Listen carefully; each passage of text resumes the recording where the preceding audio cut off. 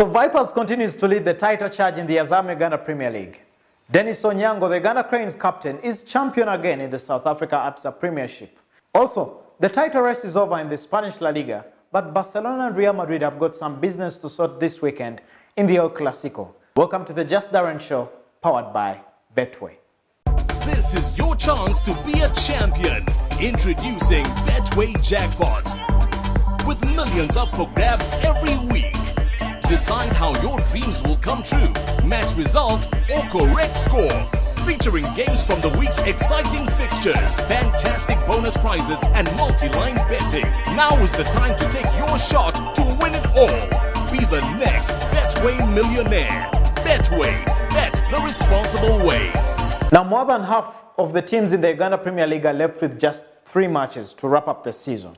But for the top 3 teams chasing for the title, that is Vipers, Sports Club Villa as well as KCCA, they've all played 26 matches and have 4 to go. But none is dropping the ball and each is winning their matches in what looks like to be the closest title race ever in the Uganda Premier League. As things are, Vipers leads the charge now with 55 points from 26 matches they've played following their 4th successive win, this time round, over Proline FC, winning 3-1 coming from down after Gift Ali had given the hosts the lead in Lugogo. Vipers managed to respond to get 3 goals from Moses Waiso getting the first goal, the second from Pius Wanji, and the third that came through from Daniel Serunko to seal a 3rd successive win that has seen Vipers score 3 goals in a match. Last week on Friday, Vipers put 3 past KCCA in a 3-2 victory, and prior to that, they had to beat up on Masavu 3-1. As things are, Vipers leads the charge and they do hold the Thunder, but KCCA and Villa are not resting, with KCCA also coming from down to beat a struggling Express 2-1 in a match that was played at Wankurukuku on Tuesday, and also Villa responding with a 2-0 victory to maintain 2nd place after beating up on Chirinya Gingeses in Masaka. Goals from the player that is Martin Kiza and George Senkaba managed to keep Villa aloft, who are seeking to win their first Uganda Premier League title since 2004. Where will the title go? We'll wait and see, because the title race is getting heated every now and then. But in 4th place it is Onduparaka, sponsored by Betway. They failed to score this week, but not to forget last week on Friday they got their biggest victory ever in the Uganda Premier League, winning 5-0 away in Nambole as they beat up on Police FC, the 2005 champions. Of course, thanks to the performance from Vianney Sekajugo, who now counts 8 goals in the league so far. The story can only get better, with Onduparaka hoping that they can seal 4th place, at least going into next season. But do remember, the title race is still on, and you can bet on all these matches on www.betway.ug. So the debate continues in the corridors of Ugandan football as to who is Uganda's biggest export ever in the sport. Is it Ibrahim Sekaja, who played for Red Bull Salzburg and now at New York Red Bulls in the Major League Soccer in USA? Is it Farouk Mir, who has netted the goals and he's been consistent, I must say, at Sabayal FC, where he's playing on loan in the Azerbaijan Premier League from his parent club, that is Standard Liège? How about the man that is Denis Onyango? At the weekend, he managed to win his 5th South Africa ABSA Premiership, winning the Premier Soccer League for the 2nd time with Mamelodi Sundowns, adding to his 2016 title with the club. But also, remember, he did win the league as well in 2008, 2009 and 2010 with SuperSport United. Onyango didn't stop there. He's lifted all the other trophies on offer in South Africa, including the Nedbank Cup. He's gone on to win the CAF Champions League with Mamelodi Sundowns, and that propelled him to being the first Ugandan ever to play at the FIFA Club World Cup in 2016. Not only that, he was crowned as Africa's Best Player of the Year, Best in Africa, for 2016 at the CAF Awards just at the start of last year. The story doesn't stop there. At the weekend, Onyango won his 5th title after his club Mamelodi Sundowns beat up on Ajax Cape Town 3-1 coming from down, thanks to goals from Kamabilia, Subsiso Vilakazi and Ricardo Nascimento. We managed to speak to Onyango, who this particular weekend will be preparing to take on the reigning CAF Champions League winners, Wydad Casablanca from Morocco, in the group game that they have at the Lucas Moripe Stadium on Saturday. Take a look at what Onyango had to say from his home in Pretoria. Yeah, it's been a very tough season for us. Obviously, very competitive competing with the likes of Orlando Pirates, with Coach Mitchell pushing us till the second last game of the season. But at the end of the day, we used the experience we gained from the previous encounters, because last season we finished second, and this season we were very much determined to finish the season as the best team, and we've done that. And for me, it's amazing to be one of the players that have won the league 5 times in the country.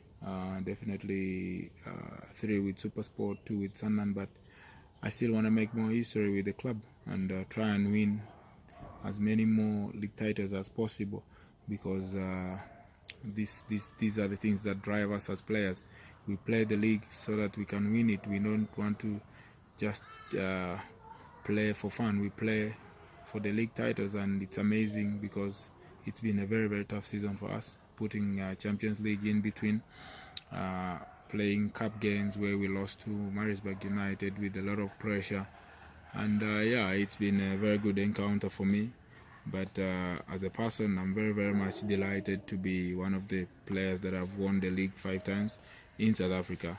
But at the same time, we need to switch focus now to the Champions League, where we play Wydad Casablanca on Saturday night, which is also a very, very difficult encounter, because they are the ones that knocked us out of the Champions League last year in the quarterfinals. But it's football, because you must face the best if you want to get as far as winning the Champions League. You must fight and eliminate the top guns if they're in your group, and that's what we're looking at right now.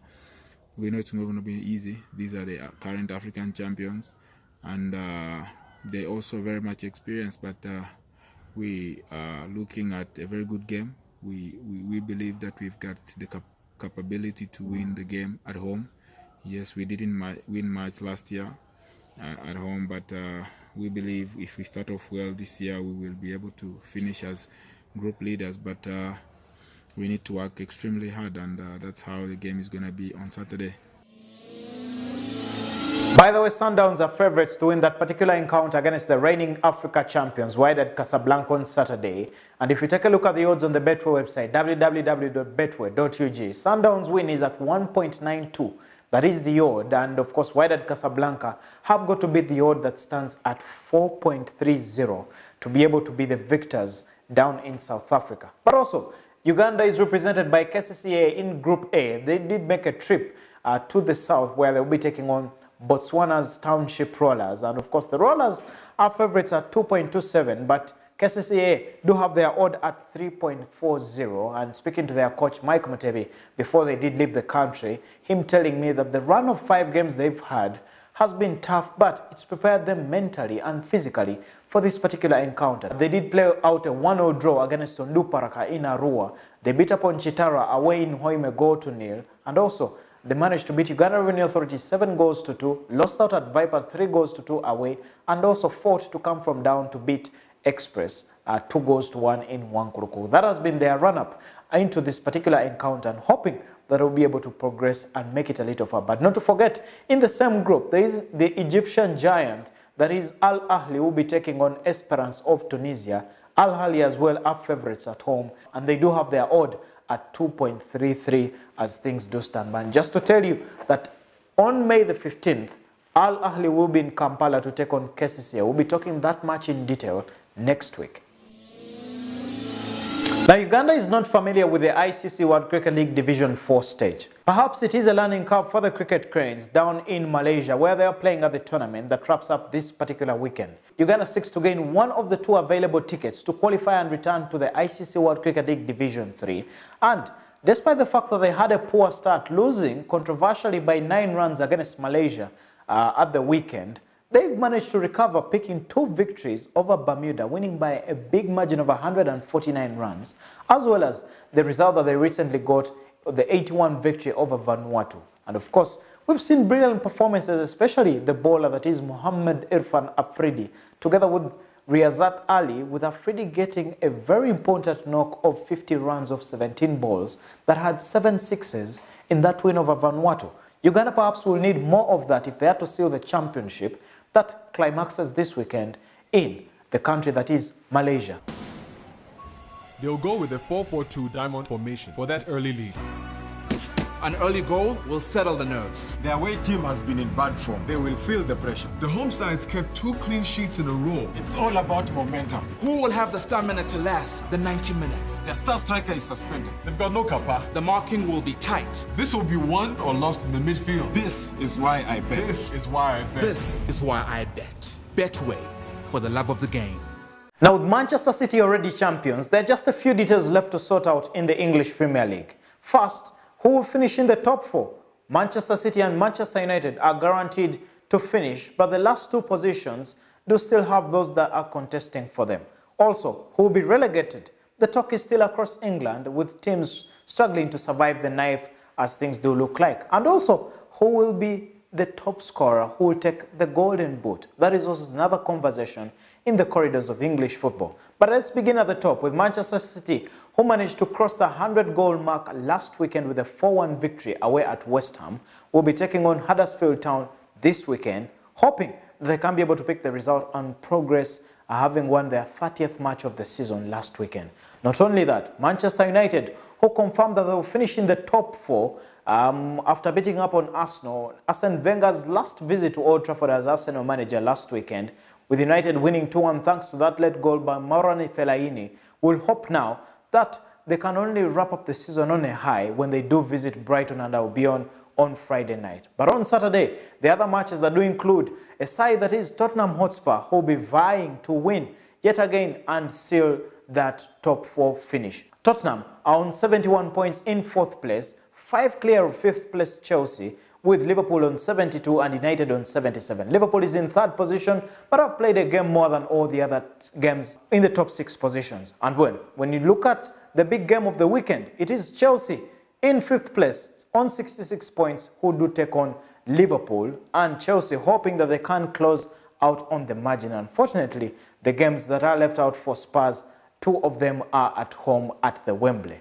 But the conversation still lingers in England between the 2 strikers, Harry Kane and Mohamed Salah, who will be the top scorer this season. Salah is on 31 goals and he takes that form to the Stamford Bridge this weekend. He scored in the encounter when Chelsea visited the Anfield back last year, with his goal being cancelled out by Willian in a 1-0 draw between the 2 teams. Now this time round, Antonio Conte will hope to wrap up the season with some bit of pride, where they did beat up on Swansea 1-0 last weekend, but he's come out to say that they've been struggling to get the goals. Chelsea has only scored 60 goals this season, the lowest tally amongst all the top 6 teams in the league thus far. Their top scorer, Eden Hazard, only has 12 goals, and he says that tally is just not enough for a team to win the Premier League. But they face Liverpool, who have scored the 2nd highest number of goals in the Premier League this season, 80 to be exact, 31 going to Mohamed Salah. And the battle will continue this weekend between Mohamed Salah and Harry Kane, who has been the top scorer in the Premier League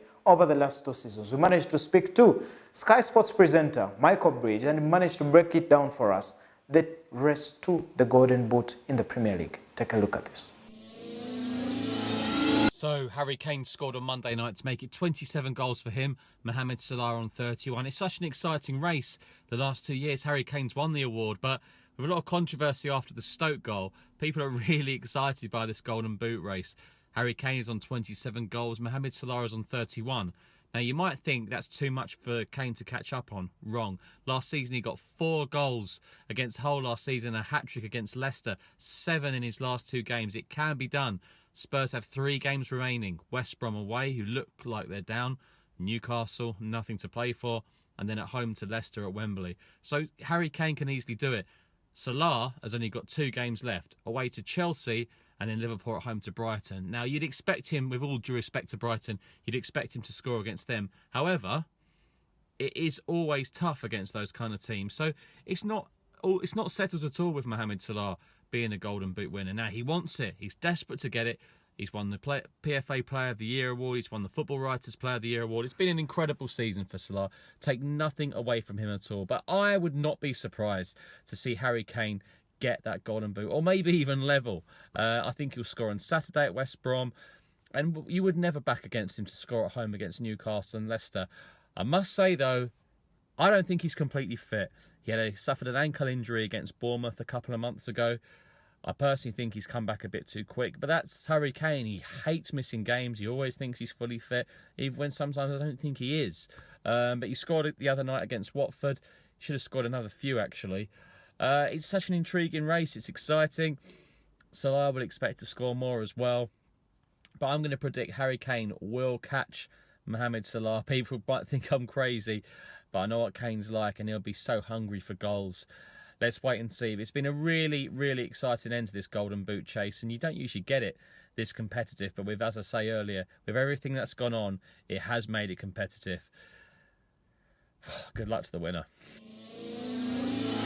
Now on the Betway website, Chelsea are favourites to beat up on Liverpool this weekend with their odd at 2.14. But Liverpool are fancied if they do beat the odd that is at 3.06. Manchester United are favourites on Friday night away at Brighton with their odd at 1.66, while Man City have their odd at 1.06 when they do host Huddersfield at the Etihad. Arsenal, who do play Burnley in one of Arsene Wenger's final matches at the Emirates Stadium, do have their odd at 1.51 when they do host the side that does play at the Turf Moor. You can bet on all the matches in the Premier League on www.betway.ug. Real Madrid may have reached their third successive UEFA Champions League final. They may have won the Spanish Supercopa Hispana, the European Super Cup, as well as the FIFA Club World Cup this season, but the number one team in Spain is Barcelona. They managed to win the Copa del Rey, beating up on Sevilla 5-0 the other week, and managed to add the Spanish La Liga title to that last weekend following a 4-2 win against Deportivo La Coruña. La Coruña were relegated for the third successive time in a space of 7 years. Now with the title business done and dusted, there's still some work for the two teams, Barcelona and Real Madrid, to do. The two teams face off in the El Clasico at the Camp Nou this weekend, with Barcelona hoping that they can maintain their unbeaten run. They've now played 34 matches on 86 points at the top, 11 clear of Atletico Madrid, who have played 35 matches in second, and Real Madrid are 15 points adrift of Barcelona in third place on 71 points after 34 games. Well, even if they've mastered the art in the Champions League, in the La Liga it's been pretty difficult for them, especially with the stumbling block of Barcelona. Well, just to say Barcelona are unbeaten and they're only 4 games away from an unbeaten season, but Madrid will not love to see that, even if they'll be forced to give Barcelona a guard of honor this weekend. We managed to speak to La Liga's commentator, Paul Giblin from Madrid, and managed to give us his opinion about the El Clasico that comes up on Sunday. Well, it's Clasico time again in Spain, and once again that means Barcelona and Real Madrid will go head to head. It's a rather strange Clasico this time around, I think, because Barcelona were already crowned league champions last weekend after winning in La Coruña. Real Madrid are 15 points behind Barca in the league, but on Wednesday night they qualified for the final of the Champions League. Not quite sure how, but they did qualify their third consecutive Champions League with that 4-3 aggregate win against Bayern. Everyone in Barcelona will tell you that winning a league and cup double is the most important thing in the domestic season, and they're probably right. But Madrid fans will stick out their chests and say, yeah, but where are you in Europe? Barcelona obviously fell in the quarter-finals in Europe. I basically think a long season, your domestic competition is the most important thing. Barcelona have won that. And if they can beat Real Madrid, that would put the seal on their season. However, if Real Madrid can take something from the Camp Nou, they'd not only end Barca's 41-match unbeaten run and destroy their hopes of going unbeaten all season, it would give them bragging rights that perhaps the domestic form doesn't really deserve. It's going to be very interesting to see how both sides go into this game. Barca will give it everything. Let's see what Madrid, just a few days after their semi-final, are able to do. Now, 2 days from Christmas last year, Barcelona beat up on Real Madrid 3-0 at the Santiago Bernabeu. Luis Suarez and Lionel Messi were on to that score sheet. Will it be the same story? The odds do favour Barcelona on www.betway.ug with Barcelona's odd at 1.69. But should Madrid stand the Catalans, they must beat the odd that is at 4.38. That is the big odd that they've got to beat. In the other matches are the Wanda Metropolitano. Atletico Madrid are favourites when they do take on Espanyol, a side that comes from the Catalan there as we do speak. With Atletico's odd at 1.48, Diego Simeone will be hoping that they can maintain the stranglehold in second place. You can bet on all the matches in the Spanish La Liga and all the other leagues across Europe, Asia and South America on www.betway.ug. Now, the leagues in Europe may be wrapping up, but club football on the African continent is only resuming with the group stages of the CAF Champions League. Good luck to KCCA in Group A, where they, as well as Uganda Cranes captain Denis Onyango of Mamelodi Sundowns, they do take on the Africa champions Wydad Casablanca. You can bet on those matches in Africa, across Europe, Asia, the India Premier League, that is cricket, and so much more sport, including the ITF Pro Tennis circuit that is ongoing at the Lugogo Stadium in Kampala. And of course, some Ugandans are already out, but there is still pride at stake, considering it is our own tournament that the country is hosting. All that and more on www.betway.ug. Pleasure having you yet again on the Just Darren Show. It's been the 8th episode, and I must say, catch you again next week. Remember, it's Just Darren.